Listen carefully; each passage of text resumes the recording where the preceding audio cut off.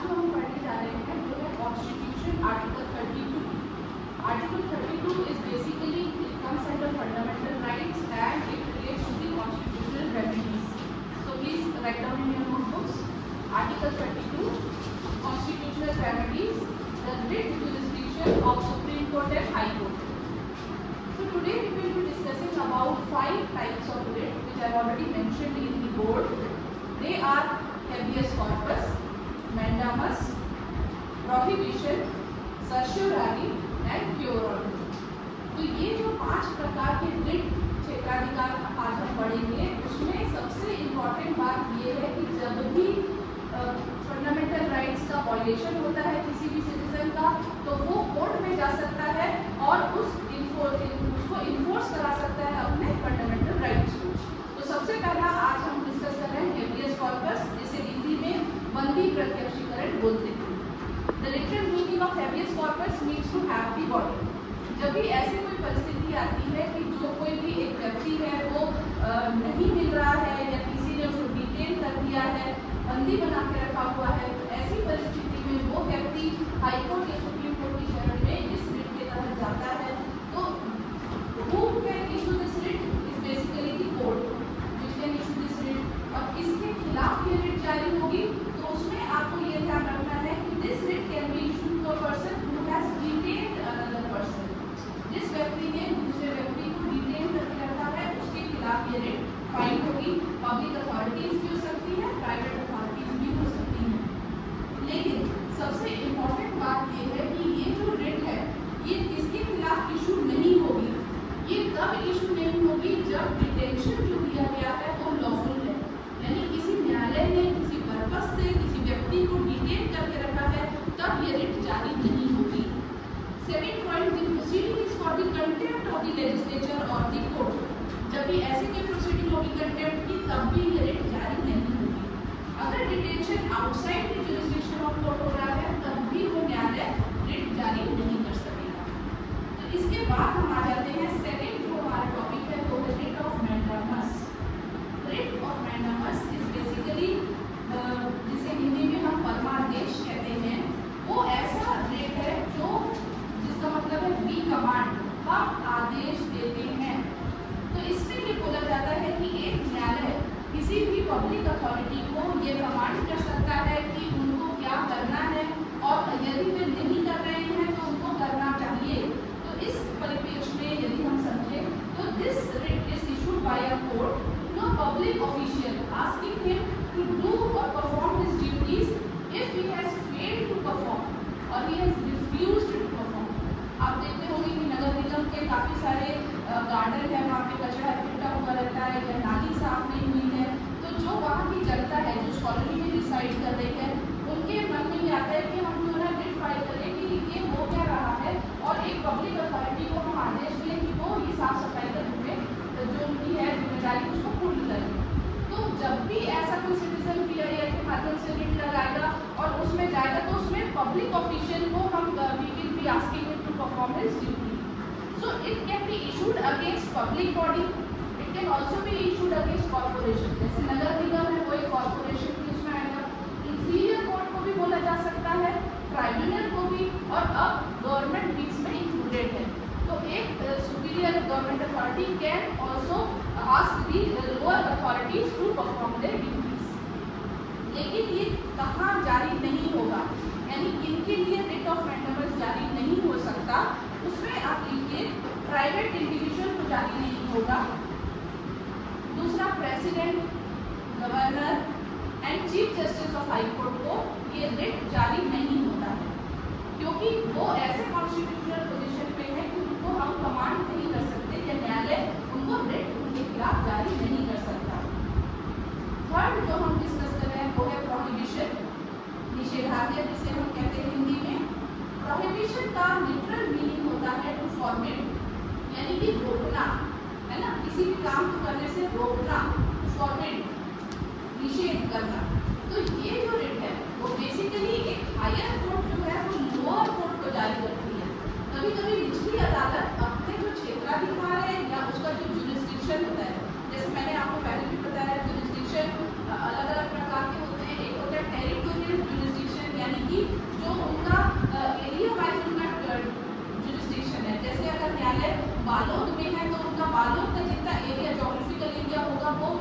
Territorial jurisdiction होगा, है ना, उस एरिया का ज्योग्राफिकल एरिया। वैसे पिक्यूनरी जुरिस्डिक्शन होता है। पिक्यूनरी का मतलब होता है कि कितने अमाउंट तक का फैसला वो न्यायालय कर सकती है, उसके पास कितना पावर है कि वो कितने अमाउंट तक का फैसला दे सकती है, कंपनसेशन इशू कर सकती है, फाइन इशू कर सकती है। तो वो सब सीआरपीसी में क्लियर डिमार्केशन दिया हुआ है। तो इसमें ये बोला जाता है इस रिट में, प्रोहिबिशन में, कि जब भी कोई हायर कोर्ट लोअर कोर्ट को ये बोलती है कि देखो तुम अपने क्षेत्राधिकार से बढ़कर कोई काम कर रहे हो, तो ऐसे में वो जो लोअर कोर्ट है और ट्राइब्यूनल है उसको रोकना कि it should not exceed its jurisdiction, then it is called as writ of prohibition and it can be issued against the judicial and quasi judicial officers. लेकिन ये इनके खिलाफ जारी नहीं हो सकती। Writ of prohibition can not be issued against the administrative authorities, second legislative bodies और private individuals. क्योंकि अगर कोई हायर अथॉरिटी लोअर अथॉरिटी को बोल रही है, लोअर कोर्ट को बोल रही है या ट्राइब्यूनल को बोल रही है, तो उसमें कहीं पे भी प्राइवेट इंडिविजुअल का रोल नहीं आता या लेजिस्लेटिव बॉडी या एडमिनिस्ट्रेटिव बॉडी का काम नहीं है। जब भी कोई एडीजे कोर्ट है वो लोअर कोर्ट को बोल रहा है या हाई कोर्ट है वो लोअर डिस्ट्रिक्ट कोर्ट को बोल रहा है, आदेश दे रहा है, तब वो प्रोहिबिशन की श्रेणी में आता है। तो this writ is basically preventive writ, रोकता है किसी को एक्सेस करने से, यानी अगर जुरिस्डिक्शन को सरपास कर रहा है या एक्सेसिव जुरिस्डिक्शन कर रहा है तब उसको रोकने का काम के लिए इस रिट का उपयोग किया जाता है। फिर हम आ जाते हैं चौथे नंबर के रिट पे, सर्शियोरारी, खुद प्रेषण जिसे हिंदी में कहते हैं। सर्शियोरारी मीन्स टू बी सर्टिफाइड और टू बी इन्फॉर्म्ड, बताना, टू सर्टिफाई और टू इन्फॉर्म। अब इसमें ये होता है कि हायर कोर्ट जो है वो जारी करता है लोअर कोर्ट को, दो कंडीशन में जारी करेगा। पहले तो प्रोहिबिशन में जो रिट जारी हुई उसमें उसने रोक दिया कि आप ये काम नहीं कर सकते, आपके क्षेत्राधिकार में नहीं है, ठीक है, आप अपने क्षेत्राधिकार में लिमिटेड रहिए। लेकिन फिर अगर कोई केस पेंडिंग है, अगर वो लोअर कोर्ट में एक केस पेंडिंग है जिसमें क्षेत्राधिकार का इशू आ रहा है, या फिर उस न्यायालय ने कोई एक आदेश पारित कर दिया है अपने क्षेत्राधिकार से बाहर जाके, तो ये दोनों ही परिस्थिति में हायर कोर्ट जो रहेगा वो अपने पास फाइल को मंगवा लेगा, उसके पास इतनी पावर्स है। तो सर्शियोरारी, खुद प्रेषण, यानी कि ऊपर भेजना, टू बी इन्फॉर्म्ड। तो whenever there is a case which is pending in the lower court, then the higher court can ask the transfer of that pending case to itself and it can also quash the order of the lower court. यदि निचली अदालत ने अपने क्षेत्राधिकार को बिना ध्यान में रखते हुए कोई फैसला कर दिया है या कोई आदेश, इंटरिम आदेश या फाइनल जजमेंट कर दिया है, ऐसी परिस्थिति में उस आदेश को क्वैश करके वापस से जो कोर्ट है वो उस आदेश को क्वैश करके फाइल को अपने पास मंगा सकता है। It can transfer the case to itself. लेकिन ये हमें ध्यान रखना है कि कब ये रिट जारी होगी, व्हेन इट इज इशूड। तो first point is for the excess of jurisdiction, excess of jurisdiction. Second is lack of jurisdiction, when there is lack of jurisdiction, जब कहीं आपके पास क्षेत्राधिकार था ही नहीं और आपने कोई फैसला सुना दिया, या आपके पास क्षेत्राधिकार था लेकिन आप उससे आगे बढ़कर आपने फैसला सुना दिया। तो एक्सेस एंड लैक दो अलग अलग चीजें हैं। तीसरा आ जाता है एरर ऑफ लॉ। कुछ ऐसे प्रॉब्लम्स थी उस लॉ में और उसको आपने बिना ध्यान देते हुए अपना जजमेंट दे दिया।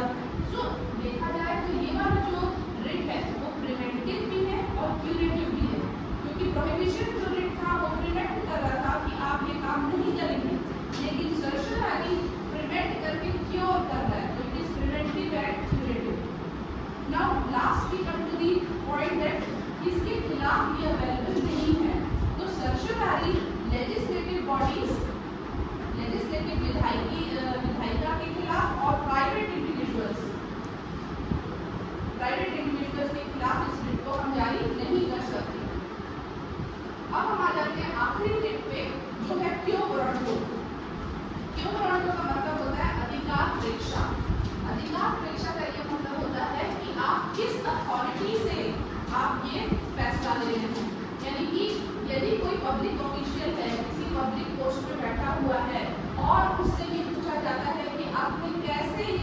ले लिया, आपके पास क्या अथॉरिटी थी आपको ये निर्णय लेने की, तब उसको हम कहते हैं प्योरोंटो, अधिकार प्रेक्षा, बाय व्हाट अथॉरिटी।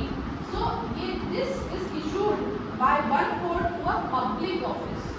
तो आप लोग देख लीजिए, it is issued by a court to a public office and it is basically to inquire into the legality,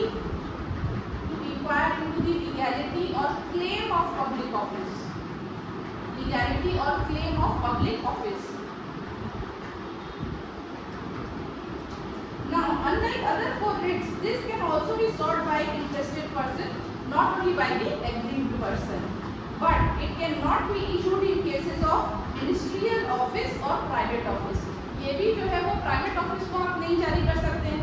कई बार ऐसा होता है कि आपने देखा होगा कि कोई व्यक्ति है, वो किसी पोस्ट में था, ठीक है, गवर्नमेंट ऑफिस में था, अब उसका ट्रांसफर हो गया, तो उसका ट्रांसफर हुआ 1 मार्च 2024 को, लेकिन उसने एक आदेश जारी किया और उसमें उसके हस्ताक्षर है, जो आदेश 3 तारीख को निकला है।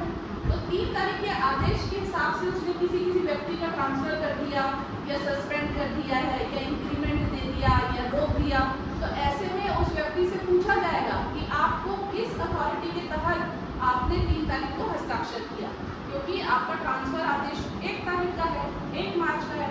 तो लीगली आप 1 मार्च के बाद आप कोई भी फैसला नहीं ले सकते, क्योंकि उस दिन से आप ट्रांसफर माने जाएंगे। तो ये लीगैलिटी की जब प्रश्न आता है कि आपने किस अथॉरिटी से ये आदेश निकाला, तो उसको हम कहते हैं अधिकार प्रेक्षा या प्योरोंटो।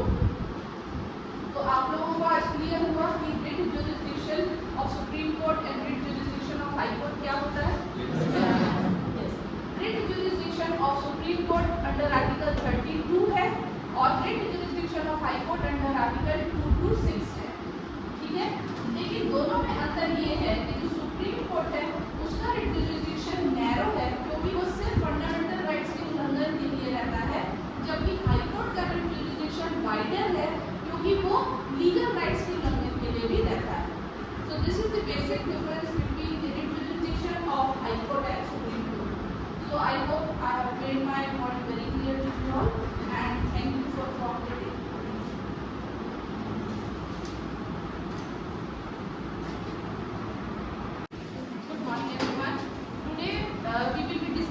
About Part 5 the Union। इसमें हम आज डिस्कस करने वाले हैं यूनियन एग्जीक्यूटिव। तो जो मैंने आपको पहले बताया था कि जब हम कॉन्स्टिट्यूशन पढ़ते हैं तो सबसे पहले हमें ये समझना पड़ेगा कि हमें क्या क्या चीज़ें इसके अंतर्गत पढ़नी है। तो उसमें हमने देखा preamble, fundamental rights, fundamental duties, directive principles of state policy, और अब हम आ गए हैं यूनियन एग्जीक्यूटिव में, जिसके तहत हम पढ़ने वाले हैं president, prime minister, cabinet of ministers, council of ministers, attorney general, ये सारी चीज़ें हम पढ़ेंगे यूनियन एग्जीक्यूटिव के अंतर्गत। इसके बाद हम देखेंगे यूनियन लेजिस्लेचर, जिसमें हम लोकसभा, राज्यसभा यानी होल पार्लियामेंट के बारे में डिस्कस करेंगे, और उसके बाद यूनियन का हम यानी कि सेंटर में जो जुडिशियल सिस्टम है उसको हम डिस्कस करेंगे, यानी सुप्रीम कोर्ट आएगा। तो इस यूनिट में जो हमारा यूनिट 4 है हमारे सिलेबस के हिसाब से, उसमें सबसे पहले आज हम डिस्कस करेंगे the president and the vice president. So this chapter starts with article 52 और ये 61 तक है। तो हम एक एक करके आर्टिकल लेते चलते हैं। सबसे पहला है article 52, the president of India. There shall be a president of India. 53 talks about executive powers of the union, यानी कि जितना भी एग्जीक्यूटिव पावर यूनियन के पास है वो सब कुछ एक व्यक्ति के ऊपर आधारित होगा, वो कहलाएगा प्रेसिडेंट। वो भले ही अपने माध्यम से यानी कि स्वयं काम न करते हुए अपने ऑफिसर्स के माध्यम से कंट्रोल करेगा, लेकिन वो ही एक सुप्रीम अथॉरिटी कहलाएगा, न सिर्फ यूनियन के लिए पर उसके अलावा संघ की कार्यपालिक शक्ति के अलावा जितने भी आर्मी, नेवी, एयरफोर्स है उसका भी वो हेड या कमांडर इन चीफ कहलाएगा। तो हम प्रेसिडेंट की बात कर रहे हैं। अब हम आ जाते हैं कि जो इलेक्शन ऑफ प्रेसिडेंट जो आर्टिकल 54 में दिया हुआ है, राष्ट्रपति का निर्वाचन, तो इसमें ये इम्पोर्टेंट है कि इसमें जो व्यक्ति पार्टिसिपेट करेंगे इलेक्शन में, they should be elected members of और राज्यसभा दोनों के elected members will participate. Secondly, elected members of legislative assemblies of the state, जितनी भी विधानसभा है राज्यों में, उनके भी इलेक्टेड मेंबर्स इस राष्ट्रपति के चुनाव में सम्मिलित होंगे। आर्टिकल 55 में दिया है कि क्या मैनर ऑफ इलेक्शन बनेगा प्रेसिडेंट का। तो ये डिपेंड करेगा कि डिफरेंट स्टेट्स में जो स्केल ऑफ रिप्रेजेंटेशन है वो क्या है, उसके हिसाब से यूनिफॉर्मिटी लाते हुए every elected member of legislative assembly of a state के पास कितना वोट देने की शक्ति है, उसके वोट में कितना पावर है, प्लस उसकी जो इलेक्शन ऑफ प्रेसिडेंट है वो एक सिंगल ट्रांसफरेबल वोट के आधार पर होगा और वोटिंग जो है वो सीक्रेट बैलेट में होगी। So this has to be proportional representation. एक व्यक्ति का वोट आधारित रहेगा उसके प्रोपोर्शन के हिसाब से। तो ये हमें एक्सप्लेन किया गया है आर्टिकल 55 में। Now we come to article 56 which talks about term of office of president. तो जो प्रेसिडेंट का ऑफिस है, he shall hold his office for a term of 5 years from the date on which he enters the office. जिस दिन उनका election होगा और वो ऑफिस में आएंगे उस दिन से 5 साल का जो समय है वो राष्ट्रपति की पदावधि कहलाएगी। नाउ आर्टिकल 57 एलिजिबिलिटी फॉर री-इलेक्शन, पुनर्निर्वाचन के लिए पात्रता। जब एक बार कोई व्यक्ति राष्ट्रपति बन जाता है तो उसके पास ये अथॉरिटी है कि वो दोबारा भी री इलेक्शन में पार्टिसिपेट कर सकता है and he can again be elected for as a president. Now we come to article 58 which talks about qualification for election as a president. So राष्ट्रपति निर्वाचित होने के लिए जो अर्हताएं दी गई है संविधान में, उसमें सबसे पहली अर्हता ये है कि व्यक्ति भारत का नागरिक होना चाहिए, he should be a citizen of India. Second, he has completed the age of 35 years, यानी वो 35 वर्ष की आयु पूरा कर चुका हो। और तीसरे में दिया है he is qualified for election as member of House of People, यानी लोकसभा के लिए जो सदस्य निर्वाचित होने की जो अर्हता है वो उस व्यक्ति के पास होनी चाहिए। इसके बाद हम देखेंगे article 59 which talks about conditions of president's office. तो प्रेसिडेंट का जो ऑफिस है सबसे इम्पोर्टेंट चीज ये है कि he should not hold any office of profit, यानी कोई लाभ का पद को धारण न कर रहा हो। कोई भी व्यक्ति जब एक जगह से सैलरी लेता है तो दूसरी जगह से भी सैलरी नहीं ले सकता, 2 जगह से एक साथ सैलरी न ले, इसके लिए इसे प्रावधान को जोड़ा गया है। So he shall not hold any office of profit. Secondly, he shall not be a member of either house of parliament. अगर वो किसी भी हाउस में किसी भी सदन में सदस्य है तो उसे रिजाइन करना पड़ेगा और तभी वो प्रेसिडेंट की इलेक्शन में पार्टिसिपेट कर पाएगा और वो चुना जाएगा। फिर उसके अलावा the president shall be entitled without payment of rent to use his official residence. President का जो ऑफिशियल रेसिडेंस है वो राष्ट्रपति भवन होता है और इसीलिए जो भी व्यक्ति राष्ट्रपति के पद पर निर्वाचित होकर जाएगा उसका ये अधिकार है कि उसे बिना किराया देते हुए उसको शासकीय आवास, जिसे हम राष्ट्रपति भवन कहते हैं, उसके लिए वो हकदार होगा। इसके अलावा the emoluments and allowances of the president shall not be diminished during his office, यानी जितनी उसकी पदावधि है उसके दौरान इसकी जितनी भी उपलब्धियां और भत्ते हैं वो कम नहीं किए जा सकते, ऐसा संविधान में उल्लेखित है। अब हम आ जाते हैं आर्टिकल 60 जो बात करता है शपथ के बारे में या ओथ के बारे में। तो जो प्रेसिडेंट है उनको ओथ या शपथ दिलाएंगे चीफ जस्टिस ऑफ इंडिया। जब यदि चीफ जस्टिस ऑफ इंडिया नहीं है, किन्हीं कारणवश उनकी तबीयत ठीक नहीं है, आउट ऑफ इंडिया है, तो ऐसे में कोई सीनियर मोस्ट जज ऑफ सुप्रीम कोर्ट उनको ओथ दिलाएगा। फिर हम आ जाते हैं article 61 which talks about procedure for impeachment of president, यानी कि राष्ट्रपति पर यदि महाभियोग चलाने की जो प्रक्रिया है वो क्या होगी। जब भी किसी व्यक्ति को हम चुन के लाते हैं तो कॉन्स्टिट्यूशन में ये भी प्रोसीजर दिया हुआ है कि उस व्यक्ति को कैसे हटाया जा सकता है। तो इसमें जो इम्पोर्टेंट चीज़ ये है कि जब भी प्रेसिडेंट है उसके खिलाफ इम्पीचमेंट मोशन आएगा तो उसका मेन आधार ये होना चाहिए कि there has been a violation of constitution, संविधान का यदि अतिक्रमण हुआ है तभी जो सदन में आरोप लगाया जा सकता है राष्ट्रपति को हटाने का।